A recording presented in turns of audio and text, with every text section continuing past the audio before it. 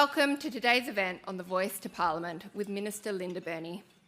I'm Cassandra Windsor, Chief Economist of CEDA, the Committee for Economic Development of Australia, and it's my pleasure to welcome you all here today. I would like to start by acknowledging the traditional custodians on the land on which we meet today, the Whadjuk people of the Noongar Nation, and thank you again to Dr. Len Collard for the beautiful welcome to country from before lunch. Those of you on the live stream, I apologise, you did miss out on a lovely welcome to country.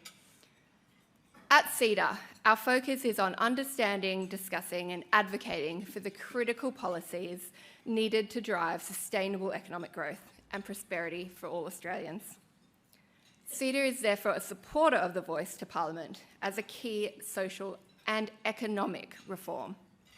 It's clear that a key factor in past failures in Indigenous policy has been the failure to seek and incorporate the experiences, insights and expertise of Aboriginal and Torres Strait Islanders people and communities.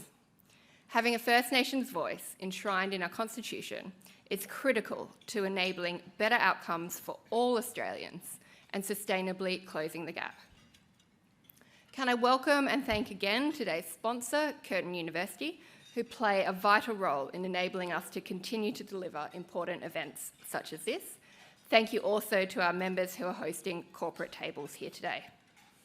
I know we're in for an interesting conversation, so for everyone in the room and also online, please do join in. So you can participate in the audience Q&A via Pigeonhole, so that's at ceda.pigeonhole.at, using the passcode Voice to Parliament. The details should be on the screen now or on the QR codes on the table for those of you in the room. I would now like to invite the Honourable Linda Burney, Minister for Indigenous Australians, to deliver her keynote address. Thank you.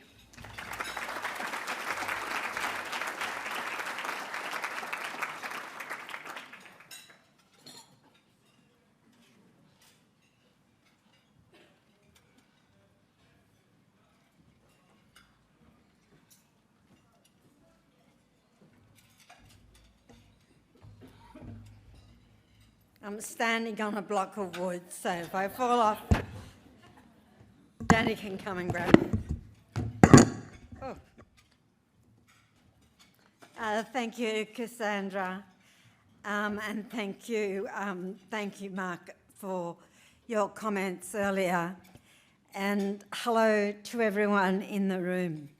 Balam Ambo Wajak Nunga Yinyamara Nyaju Yera Bang Marang, and in the language of my people, the Wiradjuri people, I just said I pay my respects to the Whadjuk Noongar people and honour their custodianship and care for country. Can I thank Dr. Len Collard for your extraordinary welcome to country, and I'm assuming this passport doesn't need renewing. So I can have it forever. Thank you very much. So that presentation to me by all local people of the Bungawanji is extraordinarily special, and I thank you very much.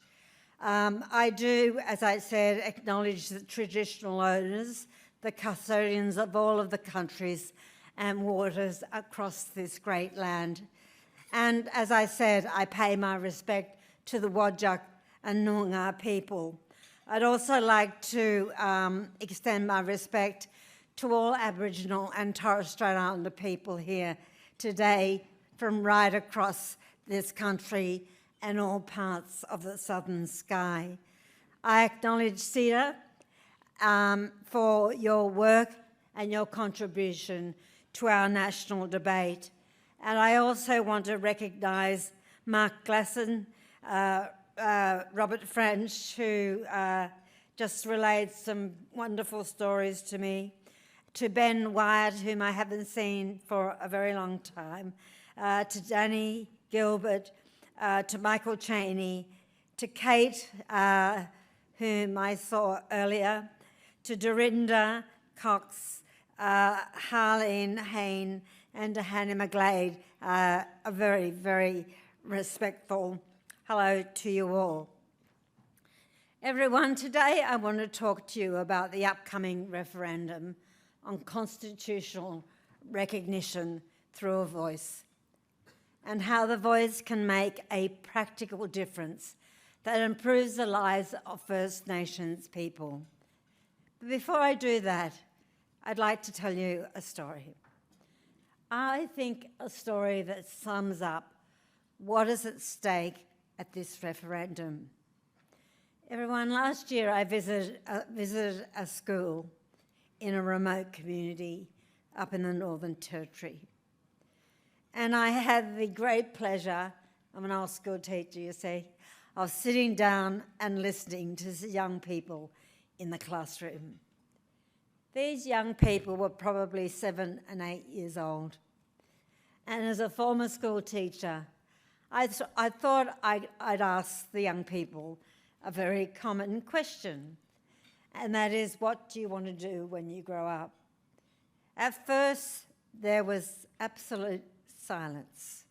I looked around the room and I got nothing. I thought to myself, surely these young people have dreams about their future. And I asked again, you know, when you're an adult, when you finish school, what do you want to do? Suddenly, one arm shot up. It was a little girl, and she wanted to be a nurse.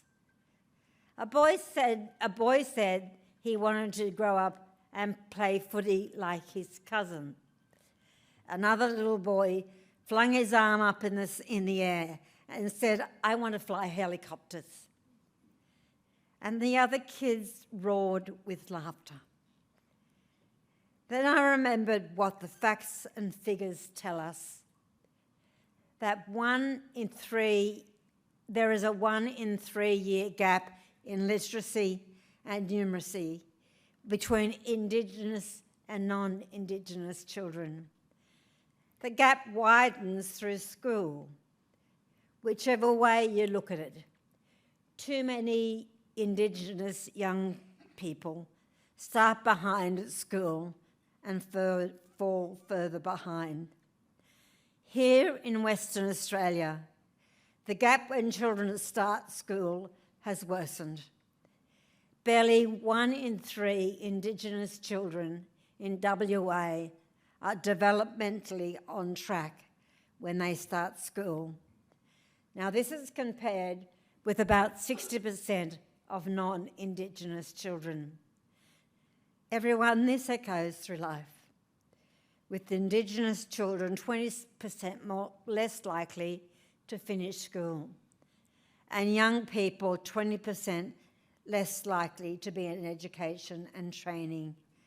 And later in life, Aboriginal and Torres Strait Islander Australians are 20% less likely to have a job. It adds up. It can't go on like this. This mess has to change. Not when we have an opportunity to change the system that is letting the next generation down. And let me tell you this, it costs taxpayers about $11,000 to send a young person to university. It costs $148,000 to send someone to prison. Every day I wake up and I think about these young people. Every day during this referendum campaign, I think about their futures.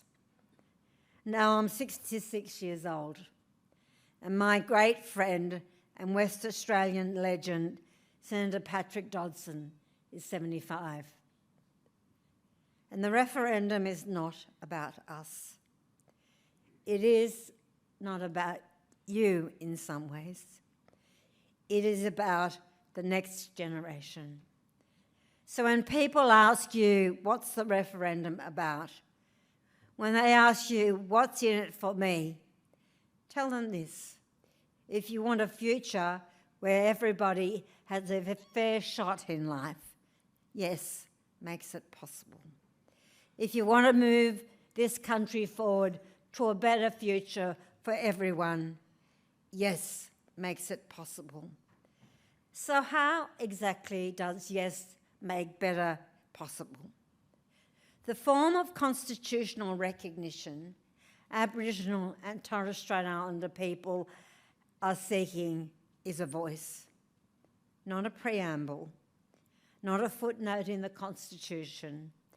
First Nations people want structural change that can make a practical difference, a mechanism that can empower, a mechanism that can make children's lives better, not just something that will feel good, something that will do good by making a lasting, positive difference.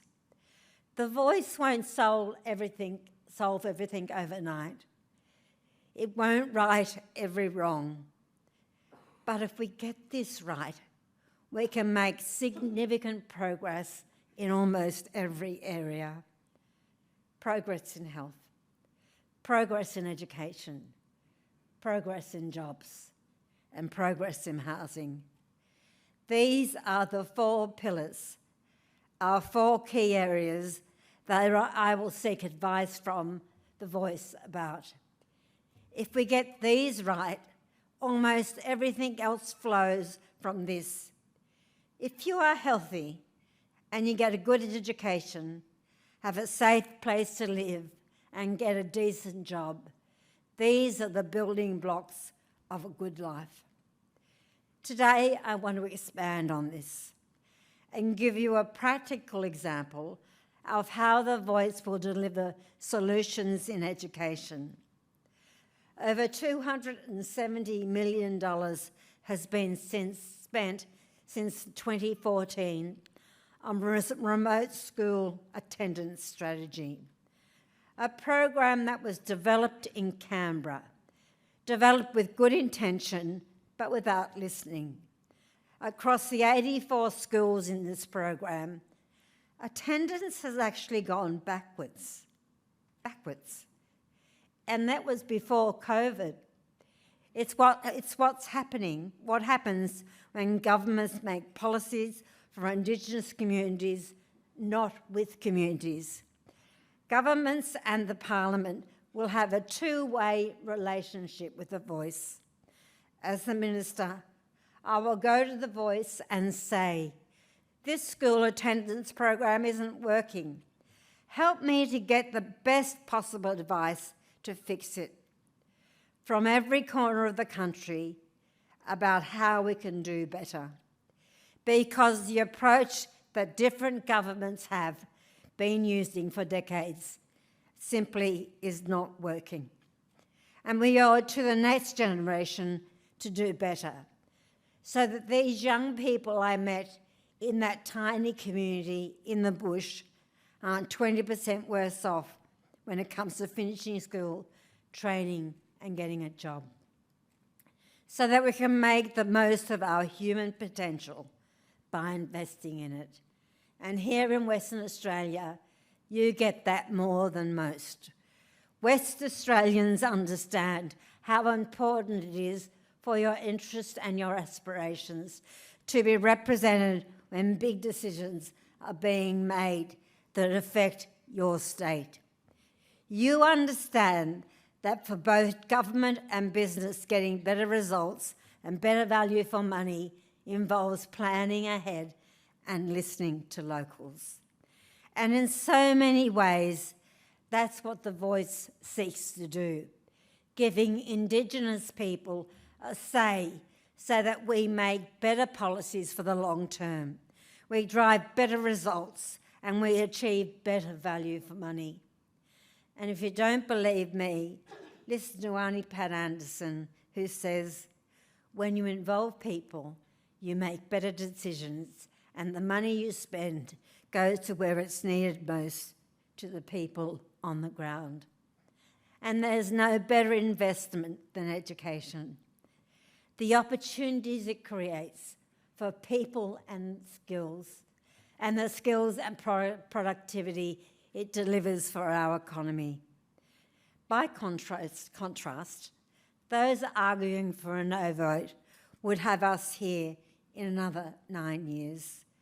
having spent 270 million or more, with even worse results, with even lower school attendance among First Nations students. This goes to the key choice that Australians face on October 14.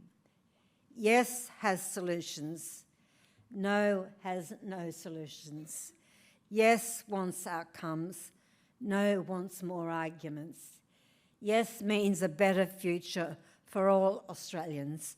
No means more of the same old policy failures that have let us down for so long. 24 days.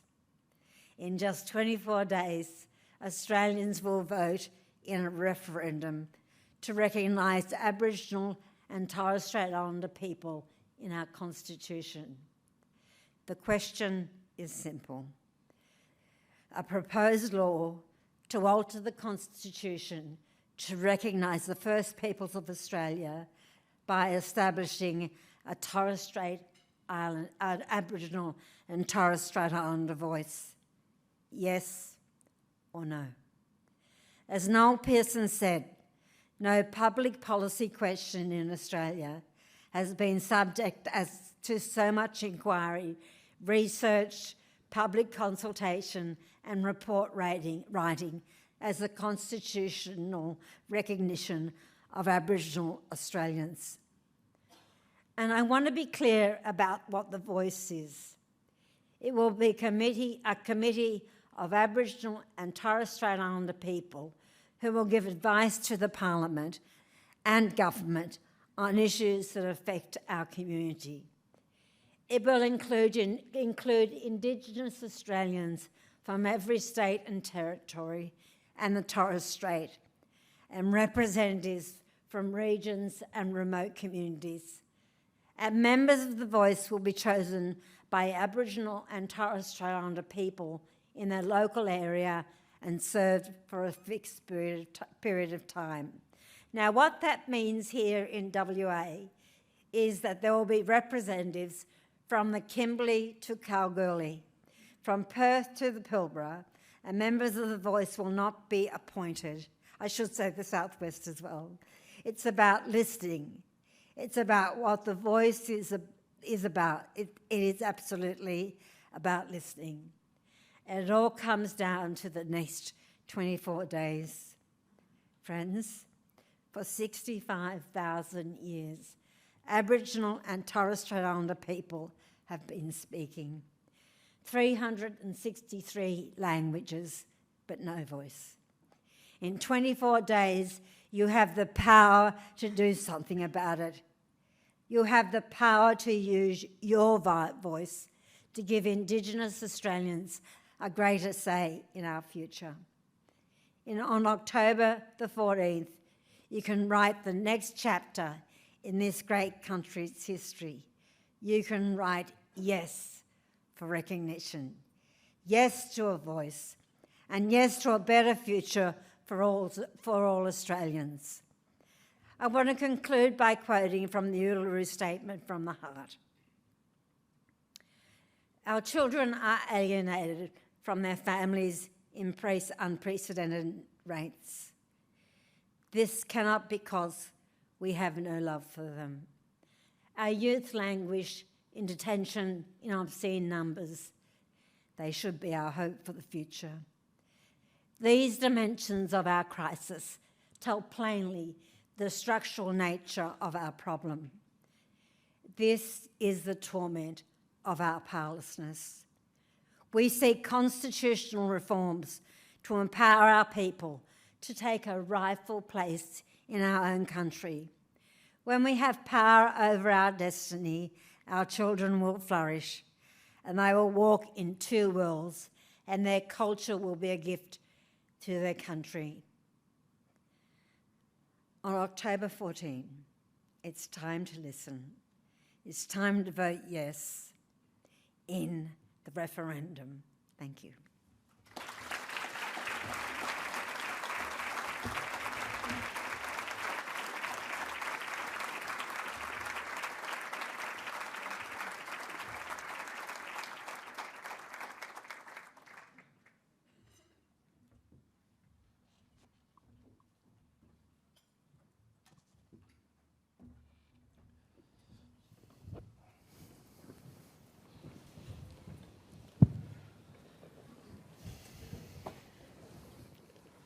Hiya. It is with deep respect that I also recognize that we are meeting on Whadjuk land today, and I pay my respects to all senior leaders and Indigenous knowledge holders across Australia. I recognize that we all have the privilege of living on the land of the oldest continuing culture in the world. As the Minister has highlighted to us today, people have lived and learned and laughed and loved and listened on this land for tens of thousands of years. As a newcomer to Australia, I recognize that I am still learning, and I am extremely grateful to my Aboriginal and Torres Strait Islander colleagues for their patience, for their wisdom, and for their ongoing support. Although I'm new to Australia, I've always lived on Indigenous land, and I'd like to pay my respects to the Indigenous people on the land on which I was born, the Cherokee Nation of the southeastern United States. And last but not least, I would like to pay my respects to the Indigenous people on the land where I lived for the last 30 years, the Tangata Whenua of Aotearoa, New Zealand. At Curtin, we are committed to teaching and learning in partnership with Aboriginal and Torres Strait Islander colleagues, and I strongly support their very gentle call for a voice enshrined in the Australian Constitution. And of course, the voice is the reason that we are all here this afternoon. So for those of you who don't know me, my name is Harlene Hayne, and I am the Vice Chancellor at Curtin University. And Curtin is very pleased to be the major sponsor of this CEDA event. And I'm absolutely delighted to have the opportunity to facilitate this panel discussion with the Honourable Linda Burney, Minister for Indigenous Australians, Board Director and former WA Labour Treasurer Ben Wyatt, Chairman of Gilbert and Tobin and co-chair of the Yes 23 campaign, Danny Gilbert, and Wesfarmers Chairman Michael Chaney AO. So welcome, Linda, Ben, Danny, and Michael to this panel, and I thank you very much for joining this conversation today. For you in the audience, I would like to strongly encourage you to be part of the dialogue that we are going to try to develop. As has been explained, you can submit your questions through the Pigeonhole app, and there are multiple instructions both on the screens and on your table. And if you have questions in the audience, you can also raise your hand and we can get a roving microphone to you so that we have time to get through as many questions as possible. I would ask you to keep your questions as brief as possible. Curtin University is really proud to be one of the first organizations in Australia to have supported the Uluru Statement from the Heart back in 2019. And we did that in part because we strongly believed in the transformational power of education and the way in which universities and other educational providers could really help to facilitate and foster the aspirations of Indigenous people in this country. We all know that education is often the precursor to the kind of economic empowerment and life choice that the Minister spoke of in her speech today. And I was particularly struck by your comments about the fact that the voice really isn't about us. If you're over the age of 30 in this room right now, the voice will probably have little impact on your future, but it will certainly have an impact on the future of your children and grandchildren. So I would ask you to think about them when you're making your choice. As all universities, Curtin is a place of academic freedom. It's a place where respectful, informed debate and freedom of expression are actively encouraged, and they are actually woven into our DNA. So we acknowledge that there will be a wide range of views in the room today, and we encourage everyone to become informed and, most importantly, to continue to foster and engage in respectful conversations. And of course, there are many leaders in this room today, leaders of organizations and leaders in their community, and we are really hopeful that part of what you learned today will help you to continue to foster balanced and informed national conversations that really do celebrate respect, diversity, and experiences on this very complex issue. Or perhaps maybe it's not all that complex. And I think this might be a good place to start with our questions. Minister Burney, you have said before that the voice is really about three things. It's about listening, it's about recognizing, and it's about getting better outcomes. Is it really that simple? It is very simple, and I want people to think of it as that. What you're being asked to do on the 14th of October is say yes or no, hopefully yes, to a principle. If any of you have read the Australian Constitution, congratulations. But it is a set of principles. It's not the minutiae of how those things will work. And what you're being asked to do is recognise the long story of our country, and you're being asked to agree to the establishment of a First Nations voice to the Parliament to improve outcomes and recognise the truth of this country, which is a good thing for all of us. Thank you very much, Minister. Ben, we know that there are a number of supporters in this room today, but I suspect there are also people who are sitting on the fence or people who are considering voting no. What do you think people need to know in order to make a really good decision in the referendum?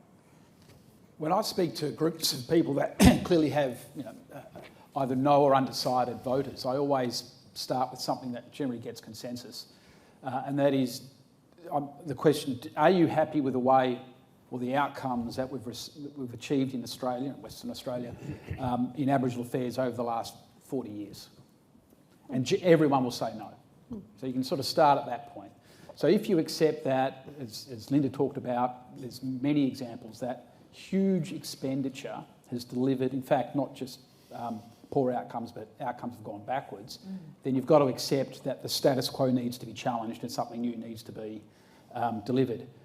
Every single state government, sort of in the reality, no offence, Linda, kind of the practical policy deliverers, the state governments, every single one has some form of a voice, some form of capacity to interact with Aboriginal citizens to deliver, to design and implement policy. And every single time you do, you get a much better outcome. My time as Treasurer and as Minister for Aboriginal Affairs, when we utilised our equivalent, whether it be around Aboriginal procurement policy, health policy, the response to COVID, we had them central, that group, and we got much better outcomes as a result. It's actually not that outrageous a proposition when you speak to people, you get better outcomes. So if you want a better spend of your taxpayers' dollars, that even the most hardcore no will go, yeah, I do, then you've got to have a different method of actually designing and implementing policy. Great, thank you very much.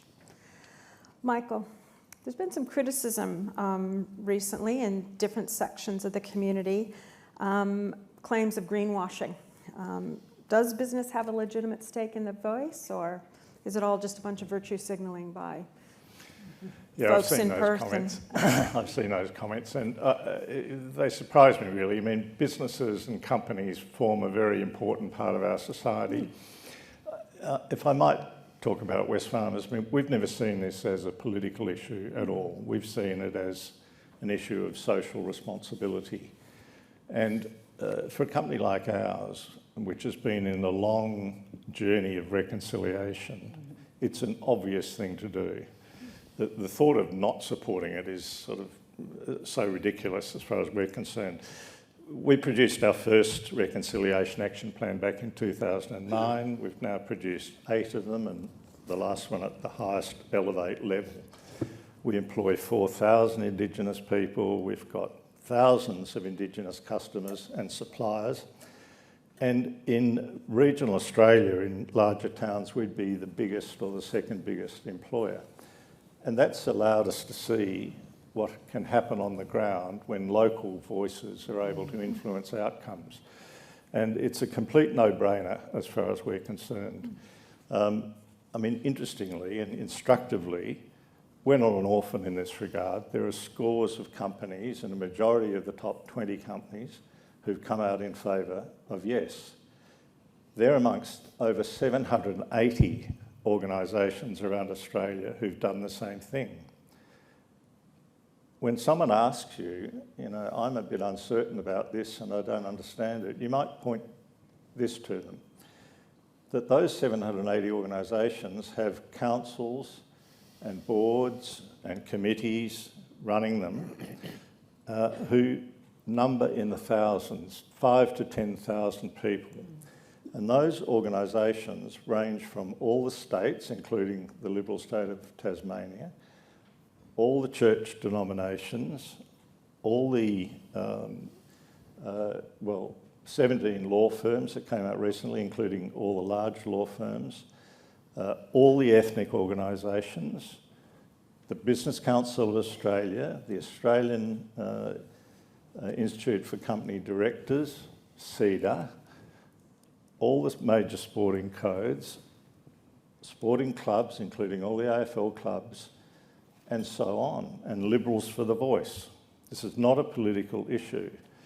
Those 10,000 directors and committee members have considered both sides of the arguments and have decided our organisation should stand up and be counted.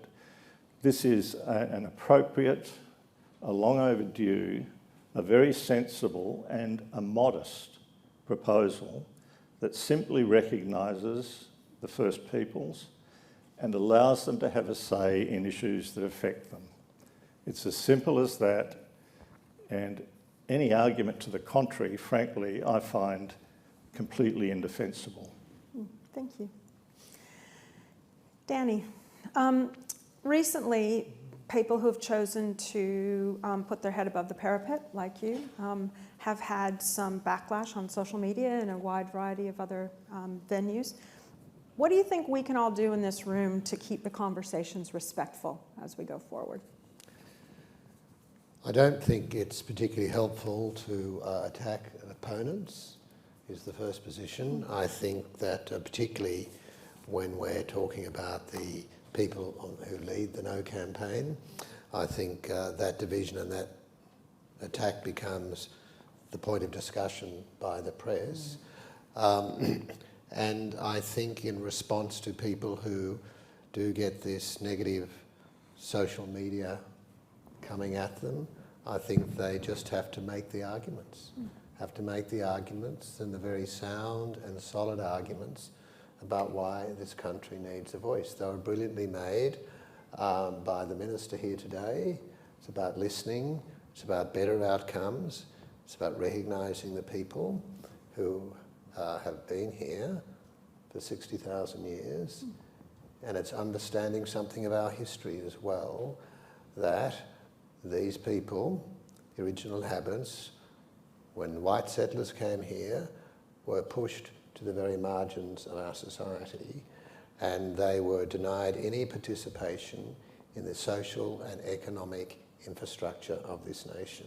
And that position obtained really up until now. This is an opportunity to fold Indigenous people into our democratic structures, to fold them into the fabric of our nation in a way in which we have never done before. It will be our most profound act of reconciliation. Thank you very much.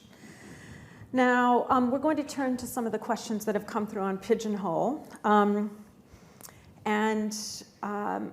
know this question is going to be confronting, because as I've spoken to Ben and to the Minister in particular, nobody wants to think about what happens if the worst happens, but it is the top question on the Pigeonhole app. So I would be interested in your views about what does it mean for the future of this country if the voice does not get through. So, Minister Ben? Well, suffice to say, as I pointed out to you before, Harlene, I've avoided this question successfully. I know, that's why I was reluctant to ask it, but the audience clearly wants to hear your answer. Clearly it's, in my view, it'd be a very strong setback for Australia, a very strong setback for the reconciliation movement. And what is often forgotten is the Uluru Statement is a consensus. Aboriginal people worked very, very hard to get to the consensus that resulted in the Uluru Statement. What does that mean for that consensus? What does it mean for the journey of Australia? And I think it will be incredibly negative. I then worry about what the narrative and the conversation around Aboriginal Australia and non-Aboriginal Australia kind of then proceeds for the next little while if no is successful.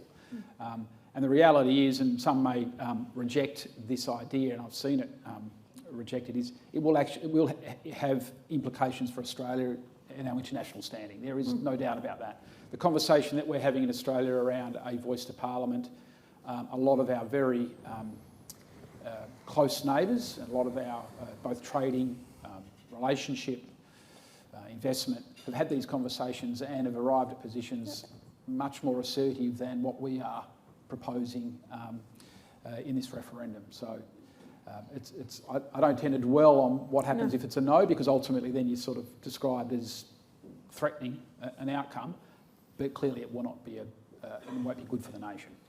Thank you. Minister, I'm sure you've been asked this question 100 times. Probably 1,000 times. And my answer is that I am laser-like focused on getting a yes outcome. I know.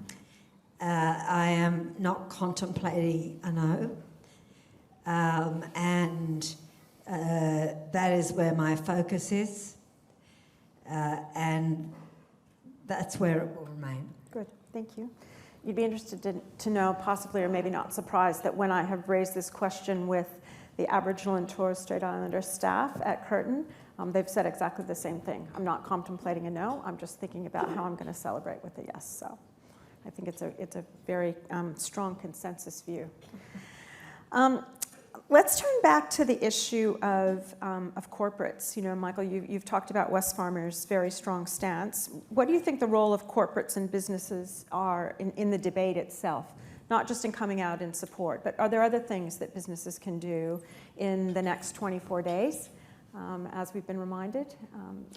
Well, yes, I mean, we've been very clear from the outset that while the board management put a proposal to the board about support, the board supported it, that it's up to individuals to decide how they're going to vote.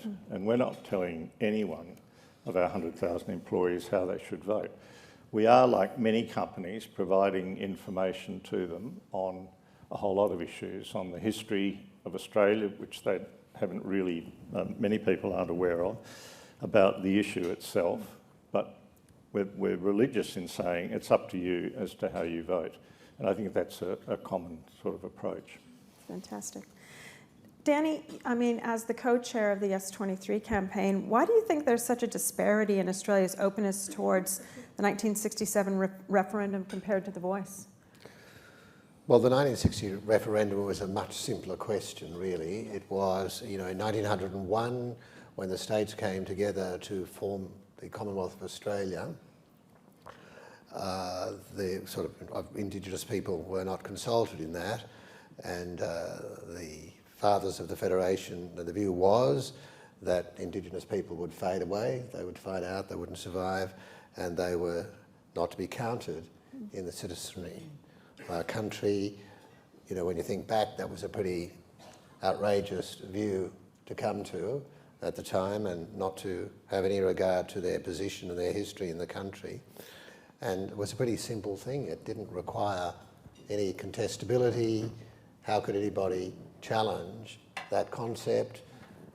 So that was an easy vote, and there were other aspects, important aspects, of giving the Commonwealth the power to make laws for Aboriginal and Torres Strait Islander peoples, and really no contest in any of that. Hard to oppose it. I think it's hard to oppose what we have before us today, but it has become, and that issue did not become political, and it has become kind of political here, which is unfortunate. And the no case, you know, if you don't know, vote no, is a pretty simple kind of message to get out there. And while what is being sold here is a modest and sensible proposition, it has some complexities as one talks about it, and some technicalities to it. And not everybody, you know, really understands that, and it has produced a range of views about it. In short, it's a more difficult product to sell. Can I comment on Absolutely. if you don't know, vote no, which to me is the most appalling insult to Australian people. What that says is, here's the most important thing you'll ever be voting on in your lives, probably, and if you don't understand it, just vote no, rather than go and find out about it. What we're finding in door knocking is that a lot of people, call it 30, 35%, are undecided or haven't really thought about the issue at all. And when you talk to them about what it involves, i.e. recognition and being able to have a say, the response is, well, why wouldn't I vote for that? Honestly, that is an almost, well, it's a great majority of the people who are undecided. And the challenge really is to help people to understand the issue and not to be distracted by all the other things like where's the detail, as Minister and others have said. The government's not in a position to provide detail because it's up to the Parliament. That's right. And the government doesn't control the Parliament. That'll all be decided through the normal process. But the problem, the issue about that, if you don't know, vote no, is that it is a real cop-out, I think, and discouraging people to do what they ought to be doing as citizens. And we proudly and rightly parade and display Indigenous culture and Indigenous people across the very breadth of this country in sport. When we have the Olympic Games here, we will be asking the Indigenous people of this country to showcase their cultures, and we will be presenting it as an essential part of our nationhood and who we are. It seems to me, for people who want to say no, how can we reasonably invite them to do that, to say that they ought to do that, if we deny them this very, very basic and simple request? On the one hand, we want to draw them in. On the other hand, we want to reject them. That's how I see it. Good, thank you. You've raised a couple of issues that have also come up in some of the other questions, and I think that there are some, when I've spoken to people, there are sort of two questions that get asked a lot, and one of them is this question. And we are lucky to have Robert French here with us this afternoon. So a lot of people have raised the question that was raised by Malcolm McCusker, who said that there are a number of questions that still need to be answered about the voice before anyone could vote for it. I'm wondering whether Robert or anyone else on the panel would like to respond to that. But given that we have Robert French here, we might give him the first go at responding to that question. But I suspect other panel members might have some feedback as well. Yeah, well, I thought I could just sit here quietly. No. Obviously, no such thing as a free lunch, no, sir. I was about to say that, Harlene. Even stole my joke. Yeah, well, I think what Malcolm McCusker did was to set out a bunch of questions which come from the no case, and so far as I could tell, looking through them, most of them have been answered. A number of them had to do with the question of detail. In other words, what's it going to look like?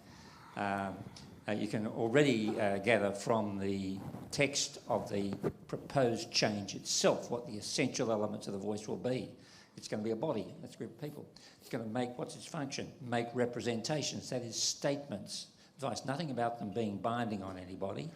And its composition and powers and functions and all the rest of it will be determined by the Parliament. So no Prime Minister can hold up a detailed draft bill and say this is what it's going to be, because it's in the hands of the Parliament.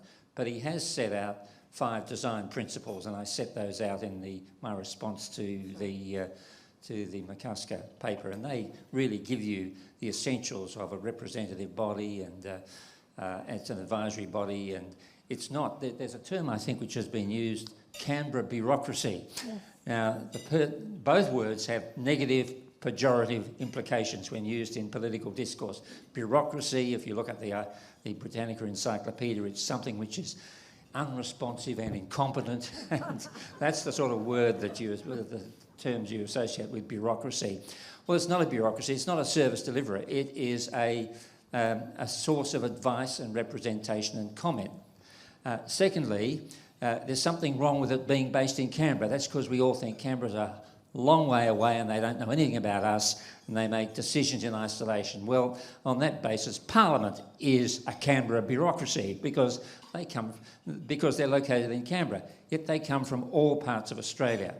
And this voice on the design principles, and if you look at a detailed example of their application, which is the Langton Karma report, that is a body which will draw, as has already been said, from all parts of Australia, remote, regional, urban and so forth. So you get some chance of a consensus. So that was my principal response to the so-called unanswered questions that Malcolm McCusker posed. There are others about powers and constitutional implications and all the rest of it, and I don't want to get into detail about those here, save to say that the risks and legal uncertainties which have been raised are minuscule compared with the chance of a very high return from having a source of coherent national advice in one of the most difficult areas of government that we have at the moment. Lou, I think. Thank you very much. Michael, do you want to add to that? Yeah, Harlene, it's really worth reading Robert's Absolutely, I would. response to that, and I'm sure CEDA could make that available. Bob, it's what, four pages or something, but very clear explanation of the issues that he's outlined here and is worth having a look at. I was actually going to also recommend Robert French's paper that preceded this whole conversation, which I think CEDA could probably also, with his permission, make available to everyone, because it is a fairly straightforward explanation of what we're being asked to do. We hosted the Attorney General at Curtin a few weeks ago, and when he was posed this question, he put it quite simply, and it really stuck with me, his answer. He said, "It says in the Constitution that our government will be democratically elected, but it doesn't lay out in the Constitution how you're going to vote, or that it's actually going to be compulsory, or where you're going to park when you cast your vote. But somehow we worked all that out." So I think, for me, that was a really good way of simplifying what goes in the Constitution and then what goes with the operating instructions after the constitutional change is made. Can I just also make the point, which is important? The way in which this referendum is being conducted is defined by two pieces of legislation, and it is exactly the same as any other referendum that's being conducted. So do not be drawn into the idea that somehow or rather it's different. It is not. Thank you. Sadly, our time is coming to a close, so I'm going to ask one final question. And again, it's a question that I get asked often, and I don't really have a terrific answer to it. And it's gotten a lot of votes here on Pigeonhole. Why are there quite a number of Indigenous people who do not think we need a voice to Parliament? For the Indigenous panel members here, how would you respond to that? Well, I've given it back in my previous job. I've given a range of speeches saying that the expectations of government over the years has been of a unanimous Aboriginal view, and that has always been the curse of reform, particularly in Western Australia, where governments get scared of changing things or reform if you don't have a unanimous view, which condemns Aboriginal Australia to no change. So there's always going to be a diversity of views. Clearly, the overwhelming majority of Aboriginal people are supporting a change to the way policy is implemented and delivered. But I think there's a range of different political perspectives. Some Aboriginal people don't feel as though the voice is strong enough and want more of the voice and more capacity to influence and dictate to government. Some come from the more conservative side and don't support it. But I think overall, you're going to have those debates, but I think you're seeing what is fairly clear is that the vast majority of Aboriginal Australians who are sick of the failure of policy delivery, because Aboriginal Australians are as well, want to see change and are supportive of the voice. Good, thank you. What has been consistent with the market research that's been undertaken, in other words,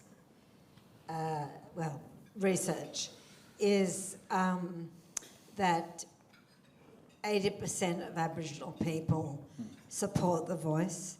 And it's what Ben has said, of course.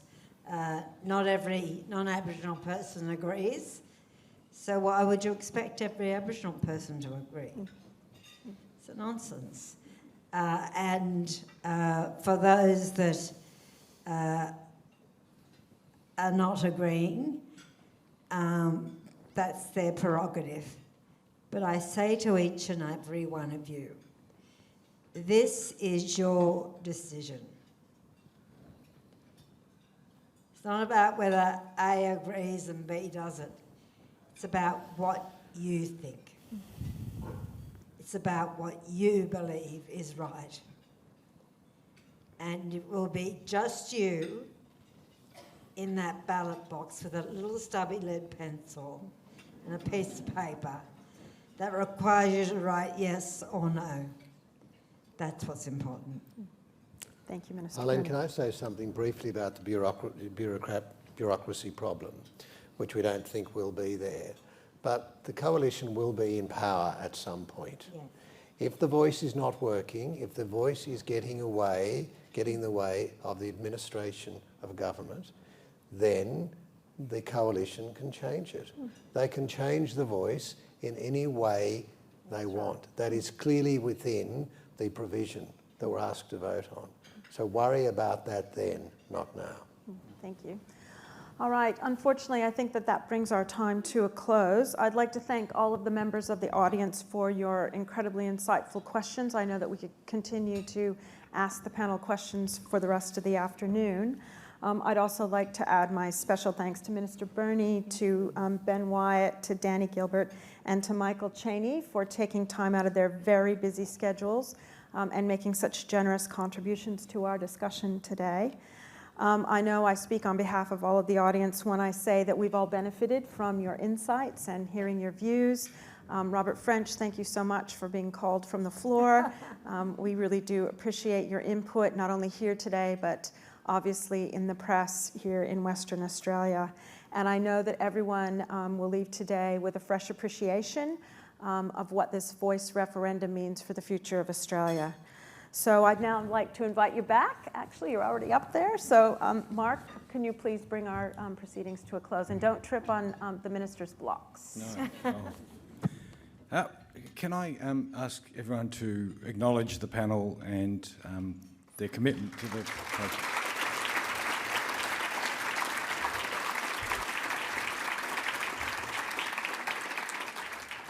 Now, my final task, there's a few things, but one of the dot points there says to share my key reflections from the discussion.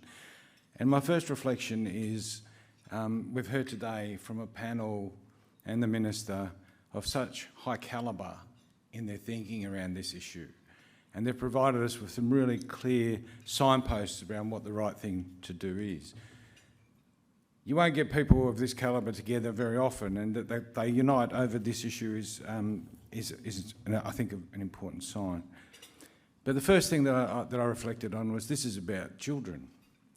This isn't about us. This is about children and the next generations. It's about what we want for the children. And it's about recognising that we can't continue doing business the way we've been doing it.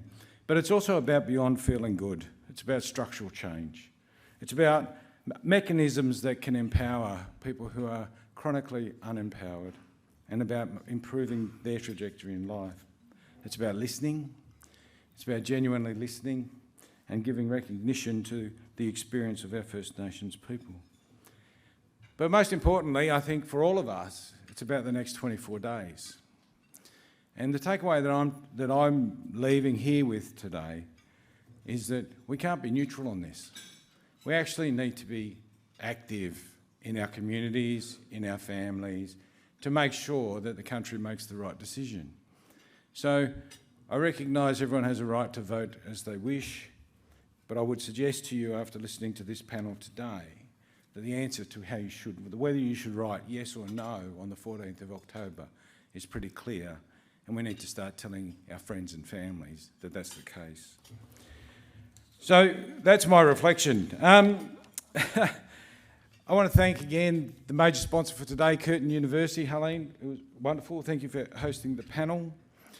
And I'd ask you to stay in touch with upcoming discussions via CEDA.com.au, and there's two in particular that are coming up on Tuesday the 3rd of October. WA 2035, Developing a World-Leading Clean Technology Sector. And on Friday the 13th of October, the 2023 Education Series, Powering and Innovate, WA Powering an Innovation Nation. So I will close now. Thank you for attending, and please follow CEDA online.